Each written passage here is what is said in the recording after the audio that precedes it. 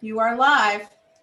Good evening, folks. This is the second public hearing that the House and Senate Appropriations committees are conducting on February 8th on the governor's proposed fiscal year 22 budget. Thank you very much for joining us. And because I will forget at the end of the night, I wanted to say a deep thank you to our staff who has been working for hours to make this work as seamlessly as it does. So thank you all for enabling us to speak with the public about such important matters.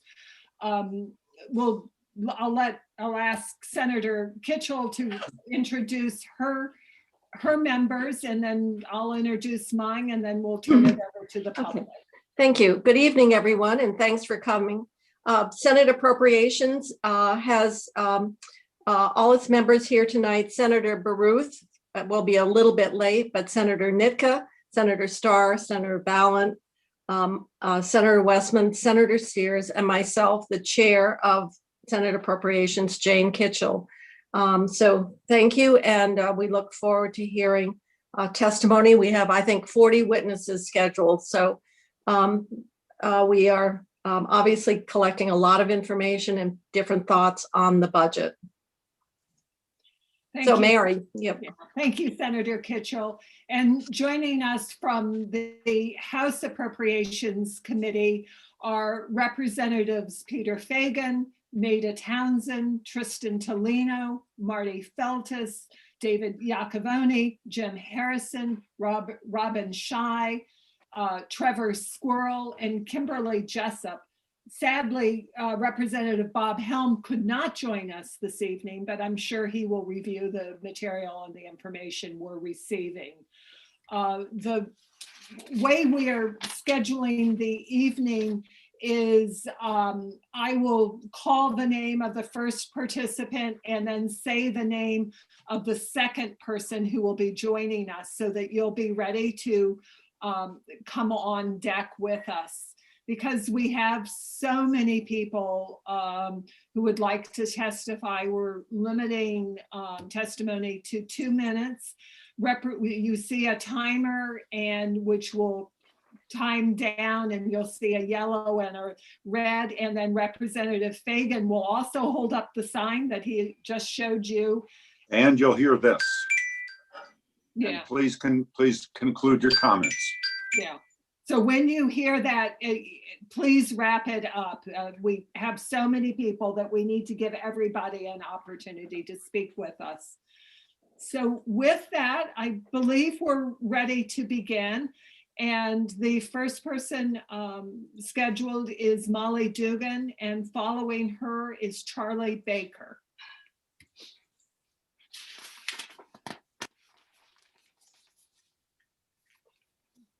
Ms. Dugan, are you there? Yes, can you hear me? There we go. Yes.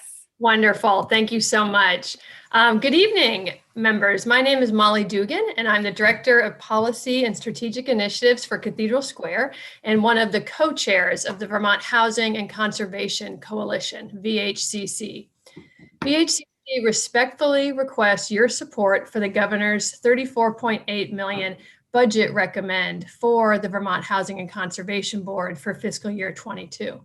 This proposed increase is appropriate given the scale of the need before us and the proven record of accomplishments of VHCC members to deliver solutions to the urgent community needs brought on by COVID. My fellow co-chair, Phil Huffman from the Nature Conservancy, testified earlier today focusing on conservation side of VHCC's mission, so I'm going to focus on the housing side. We've seen a rapid rise in the real estate market due to COVID, and this has had a direct impact on the availability of land and high quality affordable housing for low and moderate income Vermonters. You can count on our members to use the proposed budget increase effectively, equitably, and efficiently. We've shown through the years, and most recently with funds provided through the Housing Revenue Bond, as well as the Coronavirus Relief Funds, that by partnering with state agencies, local community providers, and most importantly, the people we serve, we can create and repair high quality housing that also revitalizes communities. Your investment at this level will facilitate diverse projects across the state. We have an existing pipeline of projects ready to go. The investment will facilitate job growth and economic recovery. New and revitalized housing, as you know, creates jobs. And then importantly, the investment will facilitate health equity. The positive impact of high quality and affordable housing on health is well documented, and our members are committed to creating housing communities that increase residents' access to social services, healthcare, and wellness programs. In fact, our members have invested to improve access to broadband, making telehealth and social connections more viable in all corners of the state. Lastly, the needed investments are varied across the state, and we urge you to encourage flexibility for VHCB to direct funds as needed to respond to those individual needs, whether they're for housing or for conservation. The budget language directs the one-time funds for housing only. We value VHCB's staff. Thank you. You need to wrap it up, please. So, thank you very much, and please support VHCB at the recommended. Thank you. Thank you. Charlie Baker, and following him, Morgan Crossman. Hi, good evening. Hoping you can hear me okay. Yes. Thank you. Thank you for your time and dedication to the state of Vermont. I'm speaking to you tonight on behalf of the regional planning commissions that cover the entire state. And really more of a general comment. There's a lot of initiatives in the State House that I know you're all considering this year. Just to run down a quick list: brownfields, recreational infrastructure, weatherization, better places, housing, broadband, electric vehicles, community clean energy, downtown transportation, energy transformation, and climate change. And the RPCs get asked to help a lot with these types of projects. And so I'm just really planting a seed with you. There's not been an increase in the regional and municipal planning grant program since 2014. And of course, our staff costs go up every year, whether we want them to or not, between healthcare and cost of living raises. And so we'd ask for some consideration, whether it be at a programmatic level or at a general level, for an increase in the funding going to regional planning commissions and to the municipal planning grant program. So thank you. That's all I have. Thank you. Thank you. Next up is Morgan Crossman, and following him is Dennis Hole. Good evening. My name is Dr. Morgan Crossman, and I'm the Executive Director at Building Bright Futures, or BBF. BBF is mandated by Vermont's Act 104 and the Federal Head Start Act to be Vermont's Early Childhood State Advisory Council. We're asking to increase our legislative allocation by $261,000 annually to continue to meet our state and federal mandates. We're confident that you all on this call care deeply about Vermont's youngest children and families, and the BBF network is the systemic mechanism that improves outcomes for all children prenatal to age 8 and their families in Vermont. We accomplish this by building and sustaining an integrated, high-quality, equitable system of services. And to do that, we bring together a network of over 450 early childhood stakeholders across sectors to monitor Vermont's early childhood system and outcomes for kids and families. BBF consistently uses evidence and data to inform policy, builds the capacity of state agencies, and ensures integration in our system so that families have access to what they need. BBF also quickly and efficiently gathers data and reports and stories from all corners of the state for testimony as a resource to the legislature. So within the last month, within 24 hours, BBF captured 69 responses from all 12 regions of the state across 32 sectors, with 60% identifying as a parent. And one of those parents stated, "This is the one place I feel that my voice is heard and it matters." Increasing the base allocation is critical for BBF to continue to respond to the requests from the legislature, our state and community partners, and to adapt to the needs of our system. Our existing allocation of $244,000 does not come close to supporting the work required in statute and doesn't represent parity in other advisory bodies in the state. Building Bright Futures is requesting an additional $261,000, which is a total of $505,000 for our work through the DCF Child Development Division budget. We're here to fulfill that mandate and ensure that each and every child has the best opportunity to thrive. And we need your increased support to be able to do that. Thank you for your time. Thank you. Next up is Dennis Houle, and following him is Ken Gagnon. Good evening. Thank you for this opportunity, and thank you for all your time in your work for the state of Vermont.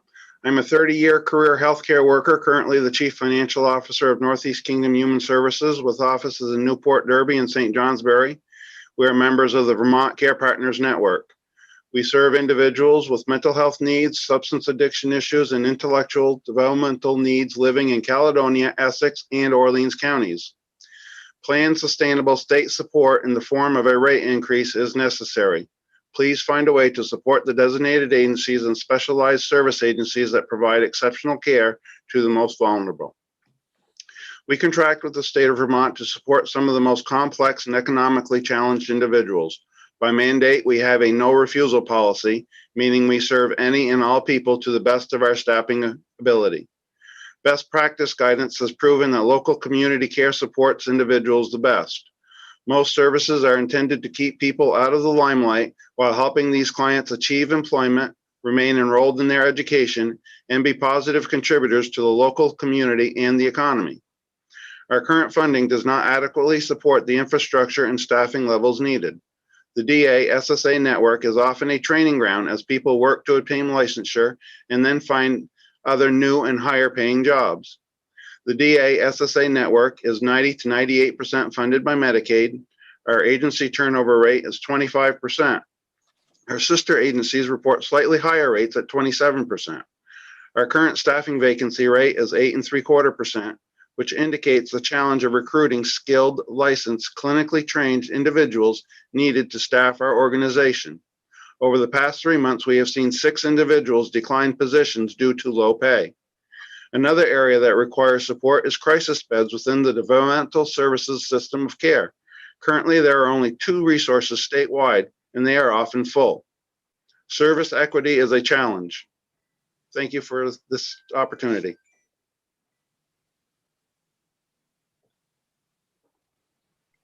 I'm sorry, I had muted myself. Thank you, folks, Mr. Houle. Next up is Ken Gagnon, and following him, David Carey. Hello, my name is Ken Gagne. I'm a 4th generation sawmill operator, actually 4th generation farming sawmill operator here in Pittsford. And I'm here to lend my support to the added the Working Lands Grant Program that's been a part of our industries in the last few years. Obviously, this whole process is a little new to me. I wanted to share with you folks that this program has definitely helped us continue with our business going for the future. We have been operating a mill for almost 60 years and have been running it with diesel. And we applied for a grant back in 2019 to bring 3-phase and 1.6 miles, and it's came through and it's made the difference for us going forward. We operate a lumber mill that saws pretty close to 2 million board feet. We employ about 10 people and directly at the mill, and then we reach out to at least 50 to 100 landowners and loggers and other wood industry people within this central part of the state of Vermont. And we also supply heating chips for Mount Anthony Union High School. We've also supplied them to Middlebury College and Green Mountain College.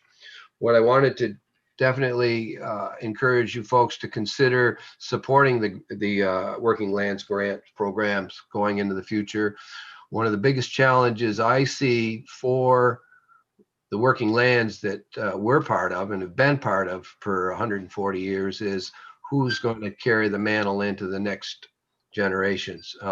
There's young folks that need to get a chance to get their ideas on the ground and running, and to get into this industry or to be able to carry on. Like dairy farming is very intensive for capital, and I would definitely encourage you folks to consider continuing that support for this upcoming year.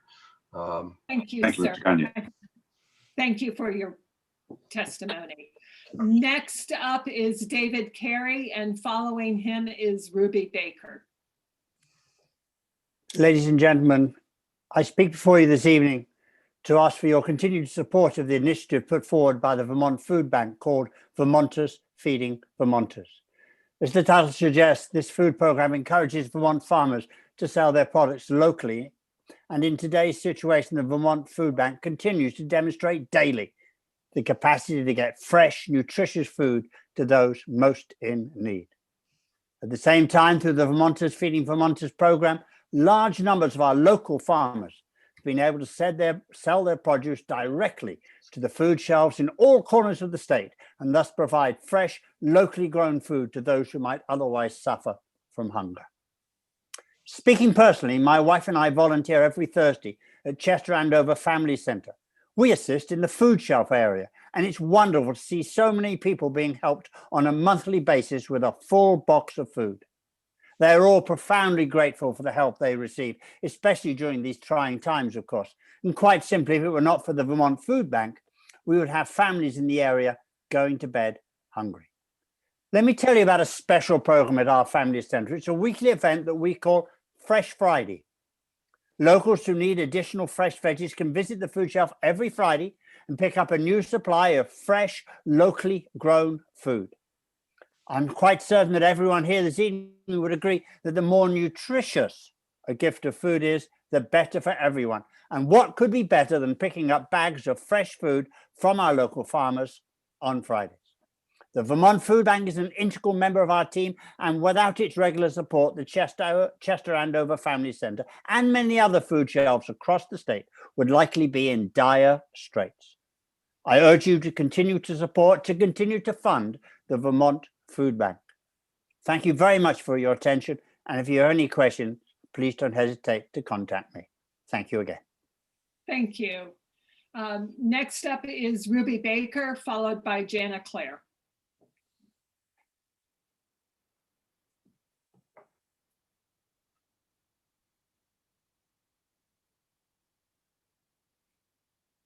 Ms. Baker? I'm nudging.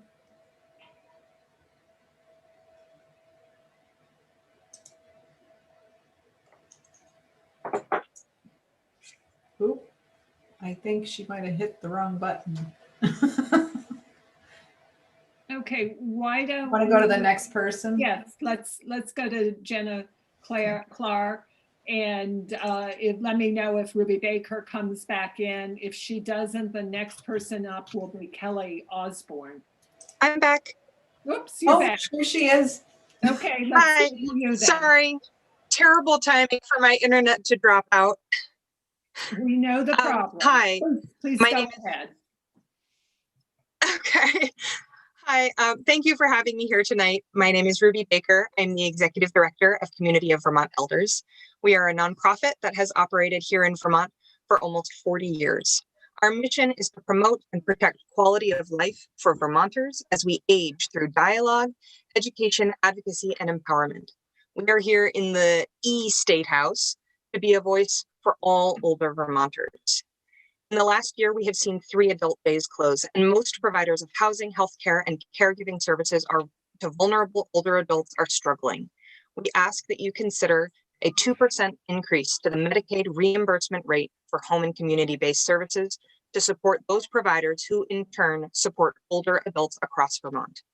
Since there was no increase in last year's budget and no proposed increase in this budget, we feel called upon to request that you revisit the idea of an annual rate-setting process for home and community-based services. Hospitals and nursing homes already have a process by which their costs and needs are established and resources allocated. Home and community-based services should have a process as well. We have committed to the policy of aging, but have yet to commit to the real cost of having a robust continuum of supports and services that allows people to choose where they age. H153 We build that process and provide parity for those providers. It also seeks to learn what the cost is of providing the phenomenal care that we give within each of our communities. Please consider this as a way to make an annual and ongoing commitment to aging in place. Cove supports the governor's recommend that maintains the LIHEAP program, and we urge the committee to monitor the status of the 3 Squares and Meals on Wheels programs to ensure that no one goes hungry as a result of inadequate funding or issues relating to access. Please feel free to contact me or anyone else at Cove if you have questions about these or other programs relating to older Vermonters. Thank you. Next up is Jana Claire and Kelly Osborne after her. Hi, Jana. Thank you, Joint Fiscal Committee members. I'm Jana Claire. I'm the director at Montpelier Senior Activity Center, a division of the City of Montpelier.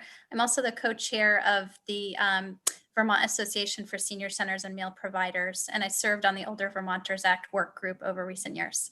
I'm here to reinforce the legislative priority of Vermont Association of Area Agencies on Aging, or V4A, that seeks an additional $1 million per year for the next 3 years for senior meal programs. You heard Kathy Paquette and Janet Hunt testifying on the same item earlier today. Your investment at this level, at least, will allow older Vermonters to receive more high quality meals, more wellness checks, and more social connections. COVID has underscored the importance of all of this and the challenges to pay for it, which were already significant and underfunded. Without adequate funding, most recipients are often only getting 5 meals per week, and for many, those are their only real meals. Additionally, meal site expenses are severely underfunded, leaving sites to be burdened disproportionately with fundraising, in some cases with few or no paid staff, despite the fact that Meals on Wheels are one of the most frequently prescribed healthcare items upon hospital discharge for vulnerable adults. A few words about my meal site in Montpelier. We serve about 16,000 meals per year, 2/3 of which are Meals on Wheels home deliveries.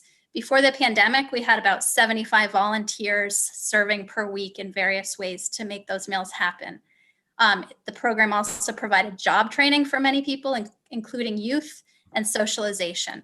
Since the pandemic, we've pivoted along with other sites to be COVID safe, and we've never missed a meal. And in fact, we're serving more meals than before, like most sites around the state. We furloughed volunteers, recruited younger drivers, have very little help in the kitchen. We're delivering bulk frozen meals instead of hot daily meals so that there's less contact. We're following health protocols, and we're doing new types of wellness calls and other creative strategies to increase social connection for those most vulnerable and homebound. In a recent cost analysis done by the state, am I out of time already? Yes, you are, Janet. I'm sorry. Yes, you are. I encourage Sorry. you to fund it and also to look at other needs of senior centers. I'll be happy to talk more with committee members in the weeks to come. Thank you for your time. Great, thank you for your time. Kelly Osborne, and following her, Andrew Nuss. Good evening. Thank you for the opportunity to speak. My name is Kelly Osborne. I am a 4th-year teacher in Bristol. I want to thank Governor Scott for his plan to fund the teacher's pension for the next year and for his promises to address long-term funding issues. The fact remains that the state treasurer's proposal regarding the future of the Vermont Teachers Pension Program seeks to slash benefits, hike costs, and eliminate the cost of living adjustments. Asking teachers to shoulder the burden of a problem that we did not create cannot be justified by stating that times are tough. This issue cannot be simplified to individual teachers wanting the pensions that they have been promised. The COVID-19 pandemic has laid bare the fact that all systems have common roots, one nationwide realization being that the education system is very much essential to the functioning of our economy. Which leads me to these questions. How can it be that the education is vital to the economy and yet educators continue to have to fight and organize and testify in order to prove that we are deserving of benefits from the economy that we serve? What does it say of our collective values when we continue to ask teachers, majority women, deemed essential, to make additional sacrifices, and yet teachers do not currently have a place in the vaccination line? The teaching profession is often cast as a labor of love, which, while true, does not exclude this labor from deserving the promised economic benefits which many educators depend on as they plan their futures. We cannot keep saying that we value education, a key social safety net of our society, and continue to treat the profession and the professionals therein as the go-to bailout, especially when alternatives are available. Please consider these alternative routes, such as ensuring that the wealthiest in our state pay their fair share before asking more of our state educators. Thank you for your time. Thank you. Next up is Andrew Nuss, and following him, Dorothy Mammon.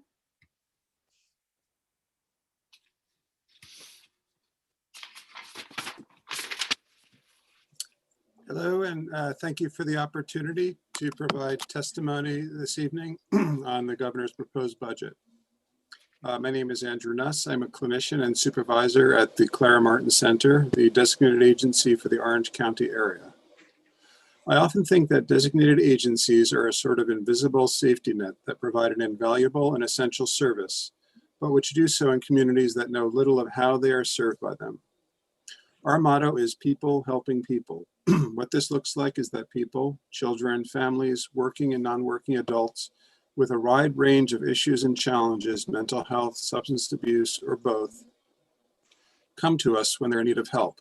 It could be in a crisis in the middle of the night that leads to a call to our emergency service, an emerging mental health illness in a young adult, a woman in an unsafe relationship, someone grappling with a substance abuse issue, or someone adjusting to the innumerable unexpected crises that can emerge in a life. Illness, the death of a loved one, a job loss, or as we currently see, a pandemic that's having a profound impact on people's abilities to maintain stability.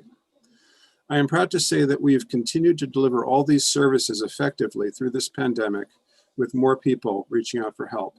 As we go forward with the pandemic and its innumerable repercussions impacting our community, our system will continue to be stressed and people will continue reaching out to us for help.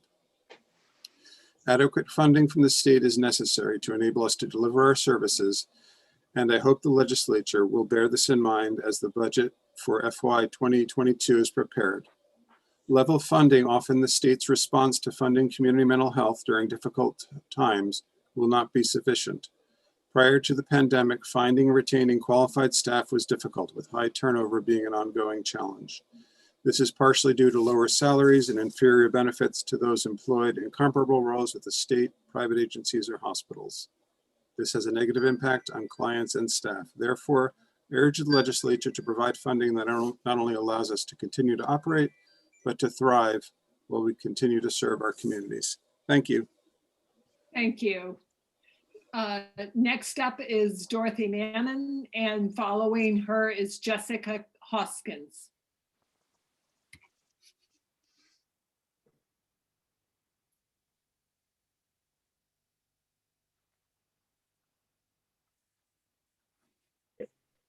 Start video. Okay. Good evening, and thank you for the opportunity to share my perspective. I'm speaking tonight to oppose in the strongest possible terms the proposed expansion of state-sponsored gambling in Vermont to include Keno. It is well documented that when gambling opportunities are expanded, gambling addiction rises. Gambling addiction destroys families and incurs both tangible and intangible costs to the community. My brother was a gambling addict. Bill started out on a great path. Out of college, he went to work as a meteorologist, married, had 3 children. Then he went to High Life for some recreation. He went again and again. Soon his passion became blackjack and he was driving to Atlantic City. He was gone for days and lied about where he was. He stole money from his wife and children. He borrowed on the house, lied to his siblings to borrow money, took out payday loans, had his life threatened by loan sharks. His marriage collapsed. They lost the house. He lost his job. He moved in with our mother, and after a few years, she moved away because she was afraid he would kill her for money. Oh yes, he went to Gamblers Anonymous. That's where he met his second wife, and they gambled on together, leaving the baby in the car while they gambled, for which he got arrested. This is the barest taste of what went on for more than 20 years. Even now, 7 years since he passed away, the impact is still rippling outward as that baby who spent high school in foster care and is now a young man grapples with feelings of responsibility for his homeless mother as well as depression. This is the reality of gambling addiction that I want you to know.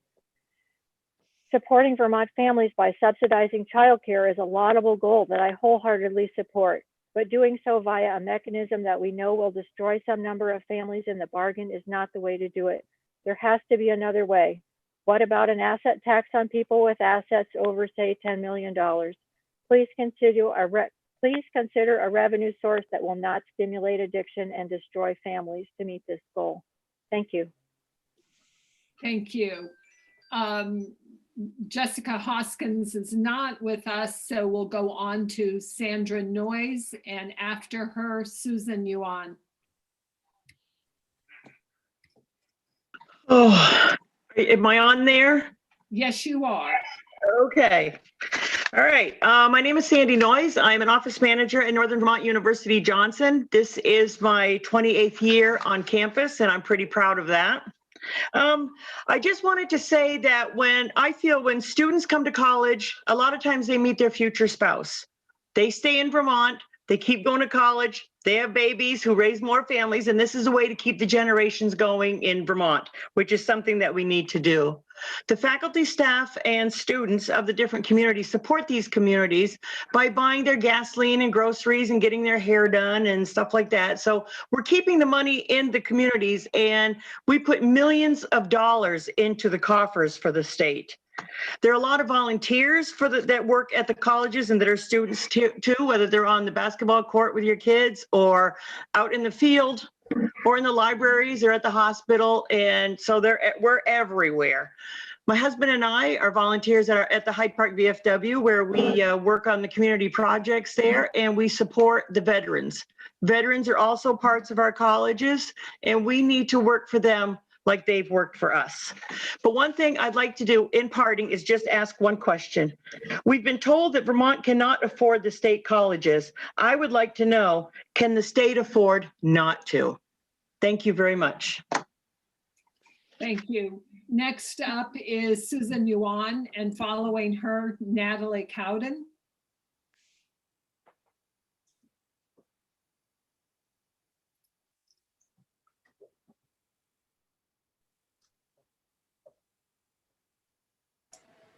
Susan Wan, are you available? She might be on a phone. I can't. Oh, there we go. See the name. But you're muted, Miss Yuan. There we go. I'll start my video. There we go. All right. Can you see me? I can't see myself, but that's all right.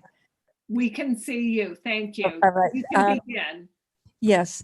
Thank you very much for this opportunity. It may be a little hard for me to read my material today because I had cataract surgery this morning.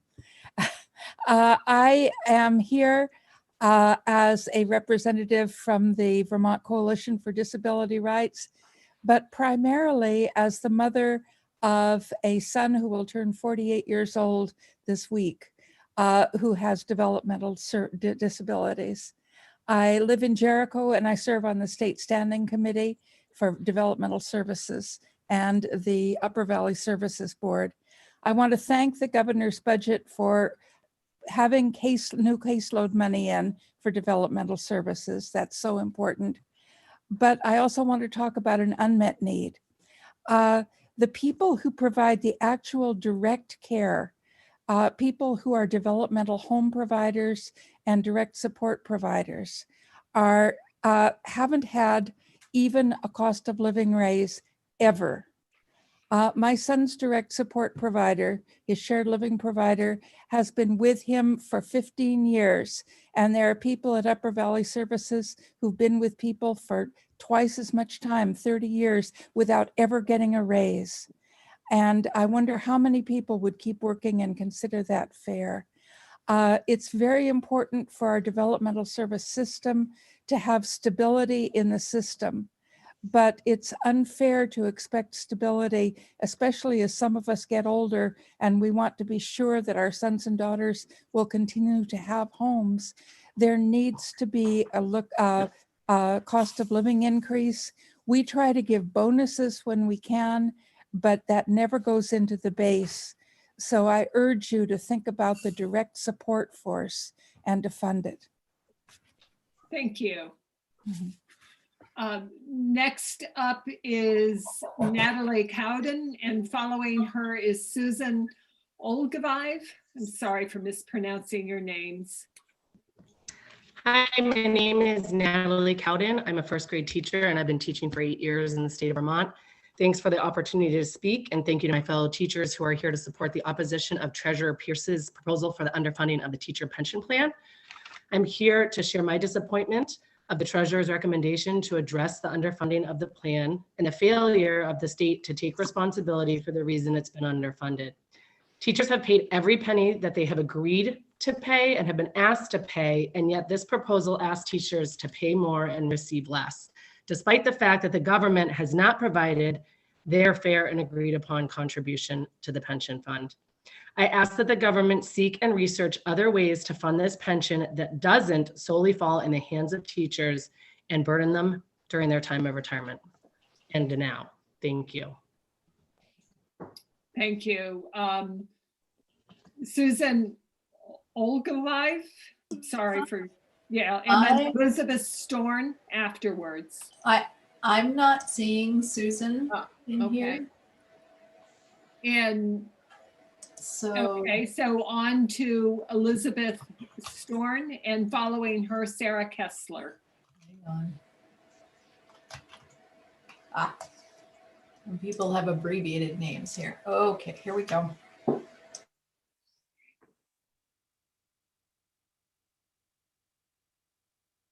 Liz, yeah.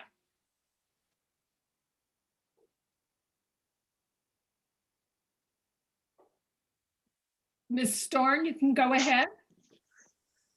Thank you. I'm trying to get this unmuted. Yeah. Okay, good evening, and thank you very much for your time. My name is Elizabeth Storn, and I live in Hartford, Vermont. First, I want to say thank you for your past support of parent-child centers. As a mother of 2 boys and someone who has received services from the Family Place, a parent-child center located in Norwich, Vermont, I am here today to ask you to please fully fund the Parent-Child Center's essential work with families with young children. Base funding for the 8 core services should be $10 million. For fiscal year 22, please work toward getting us toward our goal of $10 million, but at the very least, please ensure that our parent-child centers receive a base funding of $7.5 million. Parent-child centers offer an integrated hub of support for families. I have seen the benefit of this support in my community and among my friends, especially as we navigate parenthood of young children during a pandemic and while we are all staying safer at home. I am lucky that the Family Place offers Children's Integrated Services Early Intervention Program in conjunction with the services offered as a parent-child center. While receiving speech therapy services as part of early intervention for my toddler, we have been provided with connections to and information about the extensive programming and resources offered by the Family Place, which has been a great help to me personally. In summary, the work that parent-child centers do helps families to cope successfully with both the timeless challenges of all families with young children and the new challenges of the 21st century. Raising a child is hard for everyone. Every parent wants to do a good job. Parent-child centers help to make it possible to be successful in raising a strong and healthy family by helping families to identify and use their strengths to get their children off to a good start in life. When children have strong families, our communities are stronger and more resilient. Again, I'm asking you to please fully fund the Parent-Child Center's essential work with families with young children. Thank you again for your past support and your time tonight. Thank you. Next up is Sarah Kessler, and following her is Erin Kusan. Hi, my name is Sarah Kessler, and I live in Colchester with my 2 daughters who are 10 and almost 13. I work for UVM Health Network, but today I'm here as a mom. I'm here today to ask you to please support the governor's proposed investment in childcare. While my daughters no longer need childcare, we have years of experience behind us. For the first couple of years of my daughters' lives, they went to an in-home daycare, but I really wanted them in an early education center where I knew there was more structure, a focus on development and life skills, and more social interactions. Thus, I was very happy when I got the call from Wise Time, which was Fletcher Allen's healthcare center or childcare center, in 2012 that there were 2 spots open for my daughters. After being on the wait list for 5 years, I was thrilled. It was even more disappointing, though, that I had to pull them from that center in 2013 when I went through a divorce and the judge learned that I was paying about $1,900 per month for the two of them. That was just about the same as my mortgage payment. The judge found that outrageous, and since I made too much for subsidy, but not enough to be able to afford both, she advised me to move them elsewhere. Many of my friends just started having children over the last few years. I was one of the first. And I hear from them now that cost and access remain barriers. I hear them talking about having to choose which spouse will work, which will stay home, because costs are so high and they can't afford both. I think about all of the untapped resources in our communities because of this. I also think about people who are passionate about working in early education but cannot afford to live on that salary. Please support the early education workforce with scholarships and loan repayments, and please support funding of the child care assistance. Thank you so much for your time. Thank you. So the next person isn't available. So up next is Lisa Coffey, and following her is Robert Hildebrand. Good evening, and thank you for your time tonight. I'm Lisa Chaffee. I have been a 33-year educator in first and second grade, and I'm here tonight to request that you go with the governor's recommendation to totally fund the teacher's pension. As you know, over the last year, teachers have been asked to revamp and reevaluate how we teach and reach our students. The last several years, many educators have stayed in positions even though the pay was lower than a different position they could take because of what they love to do for kids, but also that they would get the return later in life when they retire. Our school buildings are not the essential part of education. What is essential is the teachers, the people who reach those students every single day, who bring in snacks, move them forward, and help them become productive people in society. With many schools facing staffing issues, making the pension, decreasing the pension possibilities would definitely weaken our schools and take away from our children. So I hope that you will consider going with the governor's recommendation. And I also hope that we can work together to figure out how to fund this in the future. Thank you and have a good evening. Thank you. Up next is Robert Hildebrand, and following him is Perry Lessing. Great. Good evening. Just before I start, I want to say how wonderful it is to see a lot of faces since I'm also involved in the State House cafeteria. We miss you very much and can't wait to start making chocolate chip cookies for you again soon. But today I'm wearing a different hat. So thank you very much for the opportunity to appear before this committee to discuss the proposed legislation to provide universal school meals in Vermont age 32. I'm a school food service director who has had the opportunity to work in a number of schools, including one that's offered universal meals for several years now under existing USDA programs. I've seen firsthand the transformative effect feeding all the kids has had on a school community over a period of time. In addition to better learning and behavioral outcomes, a universal meal program allows all children to be at the same level, to bond over a shared meal, and to avoid the societal stratification about who can afford what. Instead of becoming another chance to divide and stigmatize poverty, meals become a way of sharing community. Given our experience since the beginning of the COVID-19 pandemic, when the USDA expanded universal meal programs to all schools nationally, I am even more convinced that Vermont must continue to make access to nutritious meals an integral part of the educational experience.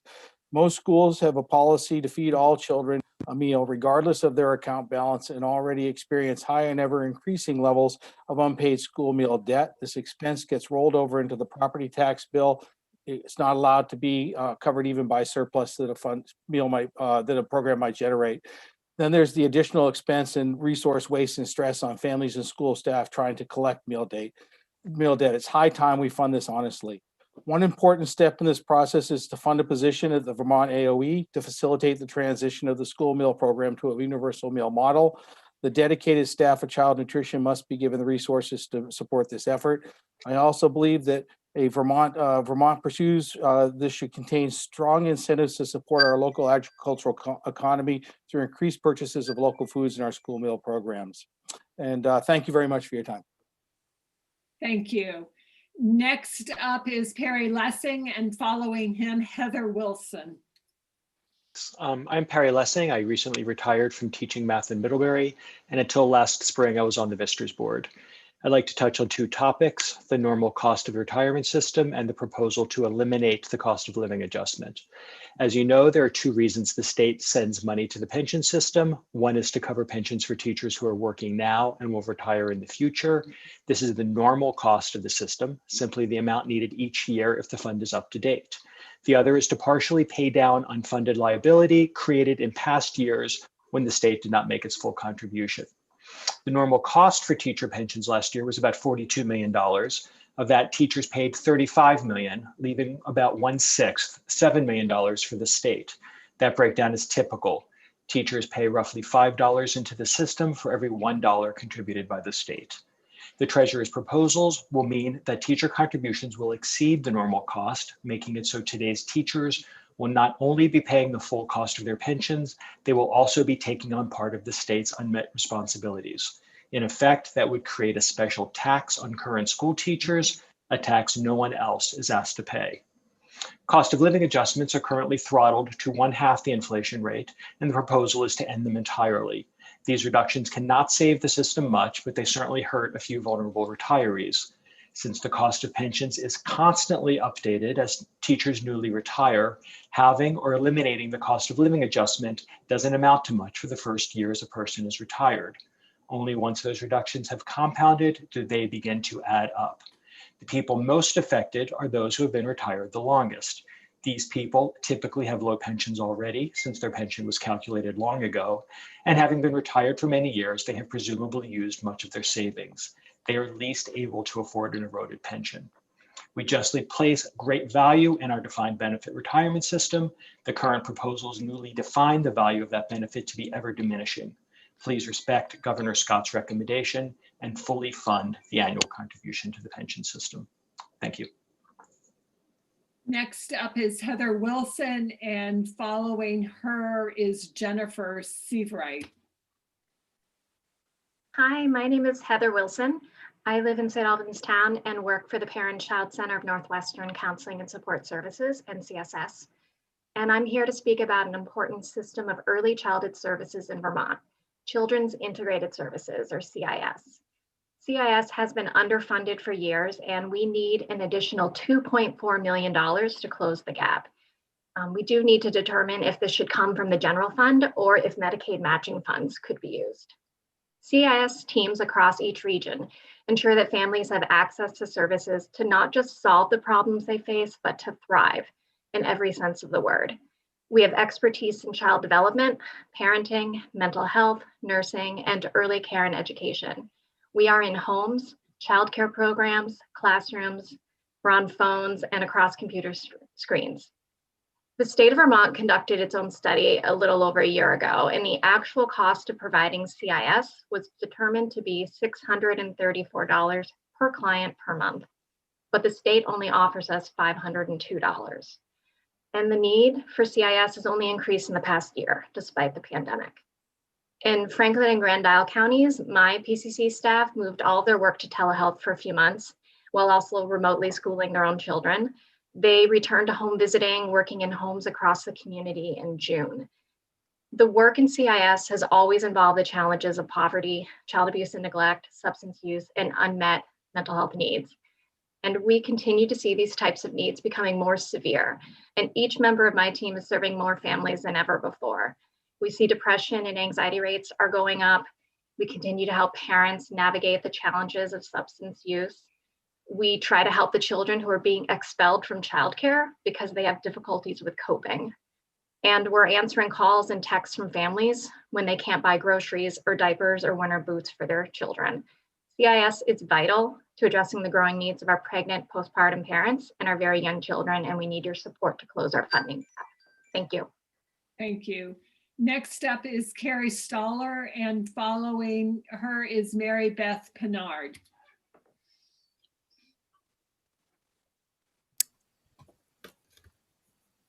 There we go. Hi, my name is Carrie Staler. Thank you for allowing me to be here to share my perspective with you tonight. I am a resident of Linden, Vermont, and I work for Green Mountain United Way, but I'm here tonight as a parent.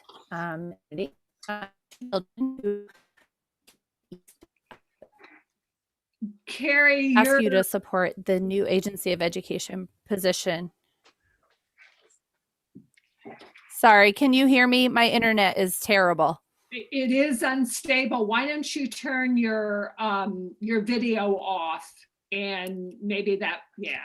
All right, we'll try that. Yeah. Okay, thanks. I'm here to ask that you support the new Agency of Education position within the Child Nutrition Program so that schools who want to transition to universal school meals have the support they need. When we moved to this district in 2019, several schools in the area lost their universal school meal standing, and families who had been receiving universal school meals for free had to go to a payment model. That was a really difficult challenge for many of the families in our district. And as new folks to this district, we sort of were able to understand and see the difference for children who were able to receive those meals and those who were not. As was mentioned a little bit earlier, schools always ensure that kids don't go without meals, but we as taxpayers end up paying for that through the education fund. I believe that if you're able to support this position, that schools will be able to get the help that they need to continue this program if they choose to, and that they'll be able to make sure that we're able to maximize the federal funding that Vermont draws down for these meals, not only helping schools, but helping the children they serve. Thank you for your time.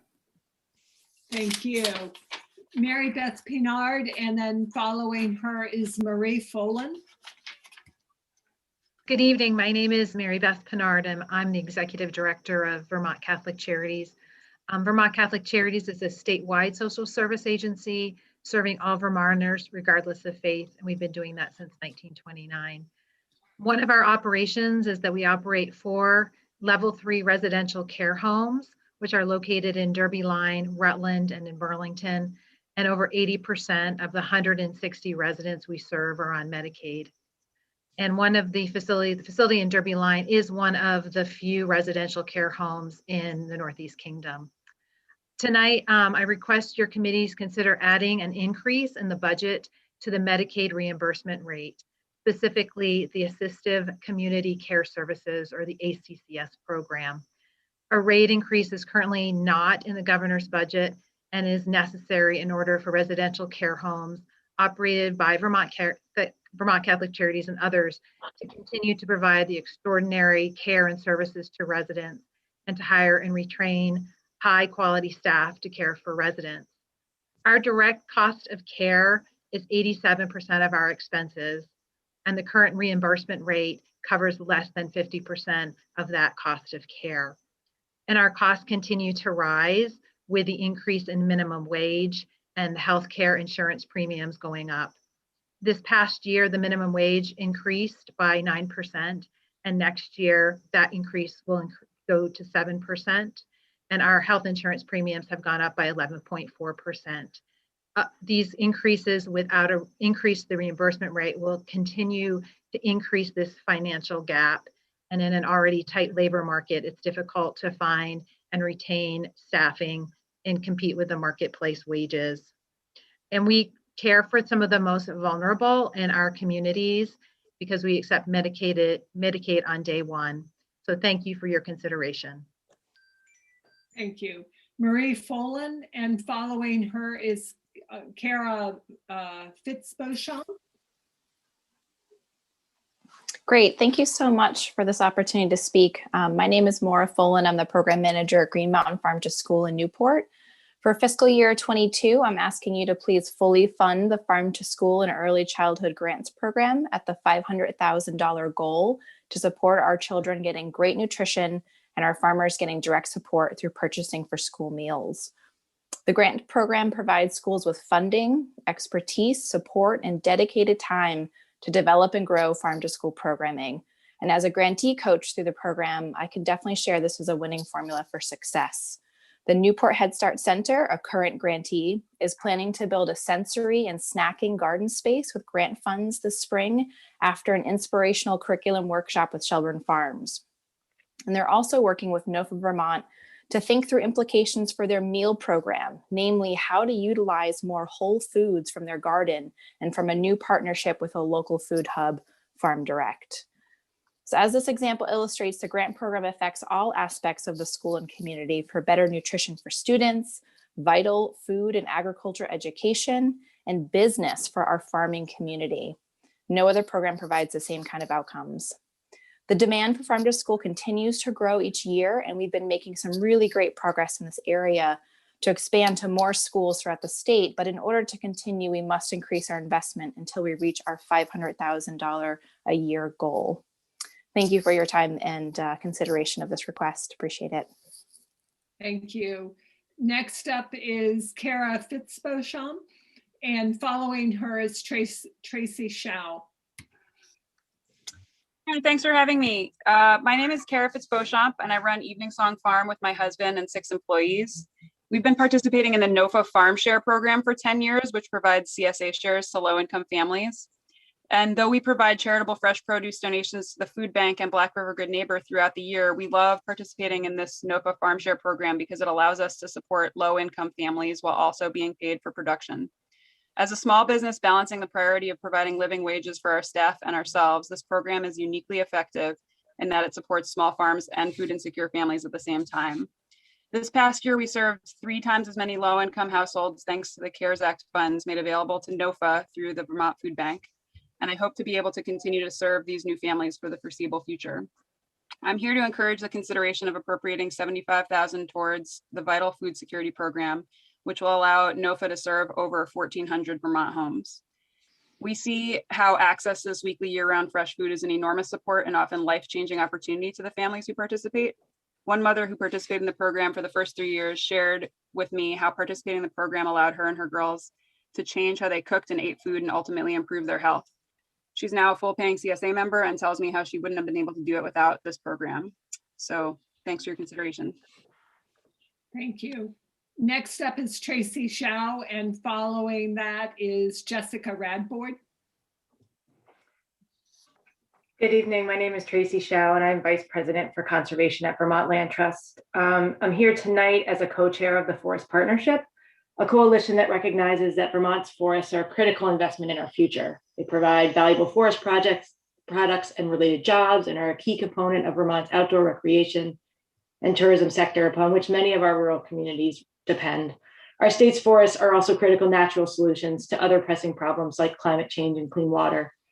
We've reviewed the governor's appropriation recommendations with an eye towards those investments that support our state's recovery from the COVID-19 crisis, while also helping to protect forests. And we urge you to support the following recommendations. With its conservation and housing partners across the state, VHCB provides critical support for Vermont's working and natural landscape while growing Vermont's historic downtowns and supporting our economy and quality of life. We support the governor's recommendation to allocate $20 million of one-time funds to the VHCB, as well as a full allocation from the property transfer tax. However, we do strongly recommend ensuring VHCB retains the discretion on how to allocate its funds between housing and conservation to best meet community needs. The Agency of Natural Resources must have the necessary resources and revenue to protect our forests and administer programs to support our working lands and outdoor rec economy. So we support the governor's recommendation to authorize the Vermont Fish and Wildlife Department to bill applicants for staff participation in Act 250. And during this period of really intense financial and structural challenges to both farm and forest businesses, we must provide resources to grow and strengthen those sectors. So we support the recommendation of $3.5 million to the Working Lands Enterprise Initiative. And investing in outdoor recreation both directly supports the related businesses and organizations, as well as attracting high quality employers and a sustainable workforce across all economic sectors.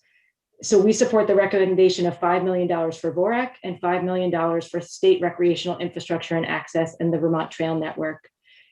In summary, as a coalition, we believe that our decisions about how we protect and manage our forests are deeply tied to the recovery of our state's prosperity. Thank you very much. Thank you. Next up is Jessica Radbourd, and following her is Kate Dewar. Hi, my name is Jessica Radbourd, and I'm an attorney at Vermont Legal Aid. I'm here today to encourage you to reject the Department for Children and Families Emergency Housing Initiative proposal. The General Assistance Emergency Housing Program, GA Motels, functions as a program of last resort for Vermonters experiencing homelessness. And over the course of the pandemic, it's become clearer than ever that housing is essential for health, ideally as permanent housing, but a safe and stable shelter in the alternative. Now, by statute, the General Assistance Motel Program, the program that DCF's initiative would repeal, functions essentially as a right to shelter to all eligible individuals and families. And rights matter. The GA program has clear rules about who's eligible. Participants have basic due process rights. Advocates can challenge a rule in court if we believe it's unlawful. The program rules and benefits are the same for all Vermonters, regardless of what county they live in. And that framework of rights is so fundamental. That equitable access is so fundamental. And this initiative removes that basic right, that basic equity that we find in the GA program.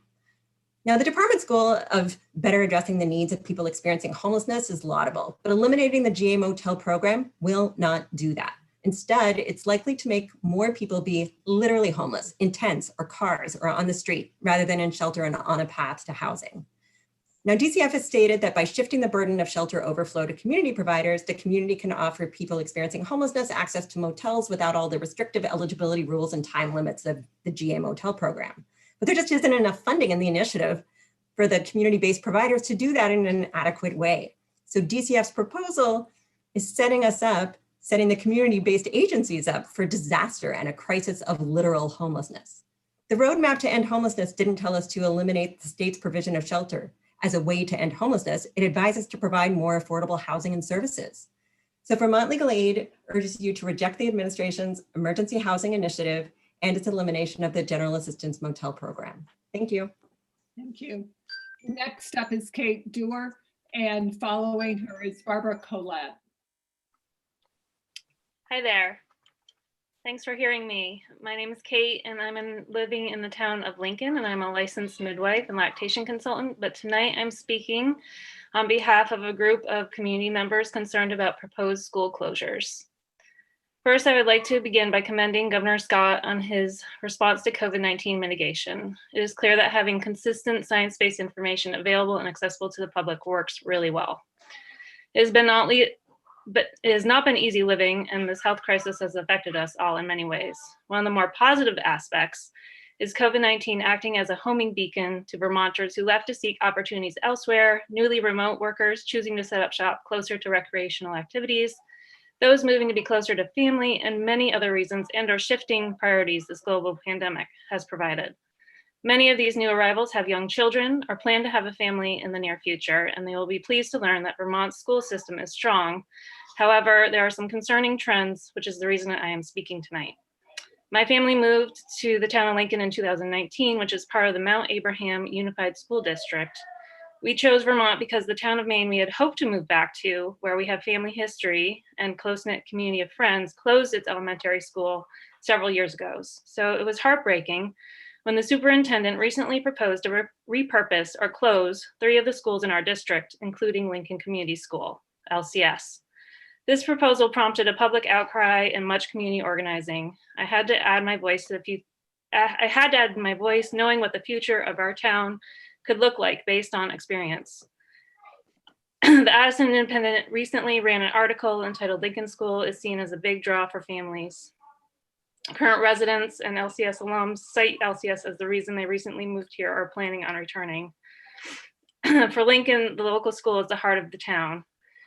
And this is not the only school that this is happening to. I would like to make a list of the other schools: New Haven, Starksboro, Ripton, Weybridge, Westminster, Cornwall, Athens, Grafton, Bradford, Newbury, Halifax, and Reedsboro are other towns in this similar circumstance. And I would like you to keep town schools a priority as you move forward with your fiscal decisions. Thank you so much.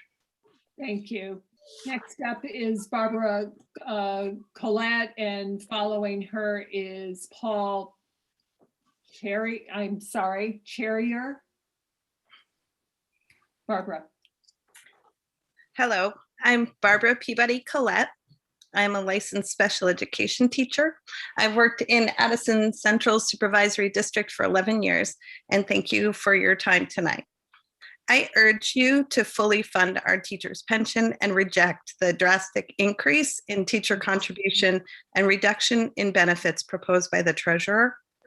I am a single parent, and Vermont schools were a factor in my decision to return to work and raise my children here in Vermont, where I grew up. Teaching is a second career for me, and I am still paying my student loans from my teaching degree at UVM, even as I helped my sons through college. It's been a challenge, but I have no regrets, and I love my work. Given all of that, I do need to plan really intentionally for my own retirement. I've always regarded the retirement statement I received from the state as a promise. I read it carefully, and it's part of my overall long-term financial plan. Soon after I began teaching, my contribution was increased from 5% to 6% in order to shore up the fund. It was my understanding that this sacrifice would keep my own pension viable and was necessary to keep the promise made to teachers already in retirement. I have paid every penny asked of me, and I am still planning that the state will honor its commitment as stated in those little green statements that I get. I pore over them and I plan for them. Please fully fund the annual contribution to the teacher's pension as Governor Scott provided for in his budget, and please work to find alternative, sustainable solutions for meeting the state's commitment to its teachers. Thank you. I'll ask Paul to say his last name since I'm Sherrier, Paul Sherrier. Thank How's you. it going? I teach at Middlebury Union. Following Paul Okay. is, Donna Bailey. Go ahead, Paul Cherry. Okay, I won't take as long because Barbie stole some of my thunder, but I teach at Middlebury Union Middle School. Been teaching there for 23 years. It's a part of Addison Central School District. And I am also here to speak in opposition to Treasurer Pierce's proposals to change the Vermont State Teachers Retirement System.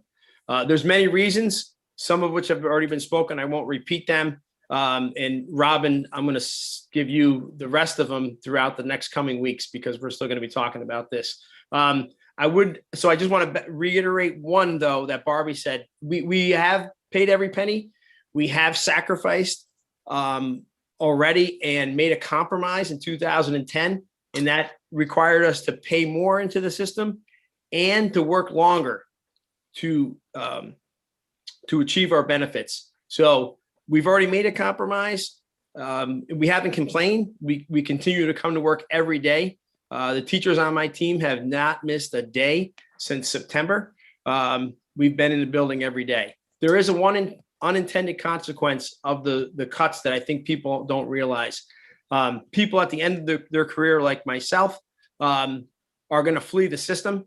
And that's a problem, not only because you're going to lose expertise and experience in education, you're also it's financially going to hurt the system because me paying into the system, 5% of my salary is a lot better than 5% at somebody at the middle of the scale. And teachers, probably the more concerning thing to me is the younger teachers in my building that are now talking about getting out of education, or even worse, I think for the state is to get out of education. Get out of Vermont. And I think that would be bad for the state. Please continue to fully fund the pension. Let's stay the course, keep the promise. Have a good night. Thank you so much. Thank you. Next up is Donna Bailey, and following her is Rebecca Bell. Good evening. Thank you. My name is Donna Bailey, and I'm the director of the Addison County Parent-Child Center and the co-director of the Parent-Child Center Network. I want to thank you all for your work. It's critically important, so thank you. I'm here to ask that you fully fund the essential work that parent-child centers do with families and young children. Help us to reach our goal of $10 million by fiscal year for our base funding in fiscal year 2022. And you can do that by ensuring that the parent-child centers receive a base funding of $7.5 million this year. Why parent-child centers? We are the hub of early childhood and parenting services in Vermont. We are represented in every town and in every region of Vermont for direct services. We work with at least 2 generations at one time, with parents and children, and often with grandparents and also foster parents. We are able to offer before, during, and after COVID, we're able to offer supports to all parents. Play groups, etc., are part of our 8 core services, while we offer the most intensive services to Vermonters in great need through Learning Together. We provide parent education, job training, and parenting classes. We also provide basic needs to families. Many of us provide the CIS services and the early childhood supports needed for families in our districts. Please fund the parent-child centers. An ounce of prevention is worth a pound of cure. Thank you. Thank you. Next up is Rebecca Bell, and following her is Sandy Solero. Hi, thank you for your time. My name is Dr. Becca Bell. I'm a pediatric ICU doctor and the president of the Vermont chapter of the American Academy of Pediatrics. And I'm here on behalf of that chapter to ask the committees to consider the appropriation requests in the Youth Council bill. We find in our work as pediatricians that it's really important to have the youth voice in everything we do. And we feel like their voice is going to be really important as we move forward in our recovery in Vermont.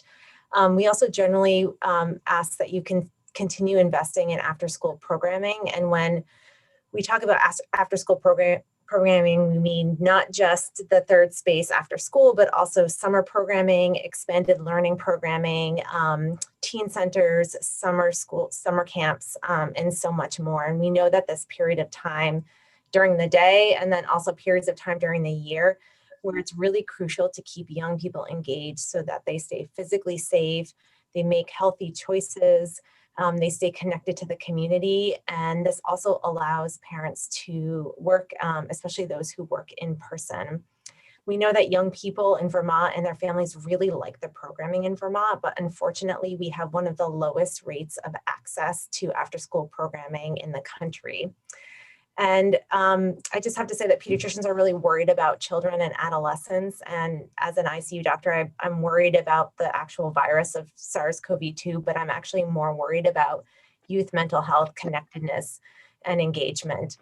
So going forward, the professionals who work in this field are important and will be integral to the recovery of Vermont going forward. And having a youth voice as part of that youth council will be really important in framing and guiding this work. Thank you very much. I do not envy you your job. It's very challenging and difficult. So thank you. Thank you. And it appears that Kelly Mills is our last person to testify. So over to you, Ms. Mills. Good evening, committee members. Thank you for your service to Vermonters and for allowing me to speak today. I'm speaking tonight to encourage you to support Governor Scott's recommendations to continue to fully fund the Vermont Teachers Retirement System as it stands. So I'm Kelly Mills, and I teach agriculture at the Patricia Hannaford Career Center in Middlebury, and I've worked there in different capacities as an educator for 26 years. When I began my teaching career, I explored retirement benefits through the teacher system and through investments. Although at the time Vermont was ranked the bottom 5 states for teacher retirement benefits, I knew I wanted to remain here. I pushed my pencil and gathered information on investing so I could manage to comfortably retire at the end of my career. Now, just 5 years from retirement, I'm facing a horrifying reality of untenable cuts affecting the plan. My colleagues who have provided and continue to implement career and technical skills and broader academic services to generations of Vermonters feel strongly concerned by this move. This is likely to cause families of younger, highly qualified educators to move from Vermont seeking more financially lucrative positions elsewhere. Those on the cusp of fulfilling their service will feel compelled to leave the profession early to avoid risking the financial pinch generated by these proposed cuts. Combined, this initiative will leave chasms in our rural schools, which are already feeling the pinch of fewer highly qualified teachers to equip our children with the skills they need to ensure the future of a healthy, vibrant Vermont. In conclusion, please consider how a plan to radically slash retirement packages will create a negative ripple effect throughout our state. Teachers provide the soil for growing the health of Vermont's vibrant future. Inadequately funding retirement provisions will surely continue the broad sweeping detrimental economic outcome to educators and our impact on residents. I urge you to please consider alternative options to recouping the budget deficit. Thank you for your time. Thank you. And with that concludes the testimony that we're scheduled to receive. I'd like to say thank you to the more than 70 Vermonters who took the time to address us today, and other folks who have sent in written testimony. We will certainly read it and pay careful attention to it as we develop the budget for fiscal year 22. This sort of engagement with the community of Vermont is terribly important to us in developing a budget that supports Vermonters and Vermont. On behalf of the House and Senate Appropriations Committee, we thank you, and thank you again to the staff who makes this possible to run so smoothly. Senator Kitchell, if you'd like to add a concluding remark. Oh, I think it's been a long day for everyone, and we've had a lot of good testimony, and the response to the hearing has been extremely strong. So yes, be assured that all the requests are, we track everyone, and all will be fully considered as we develop the budget. So thanks to the committee members, and thanks to the people who took time to testify. Great, thank you. And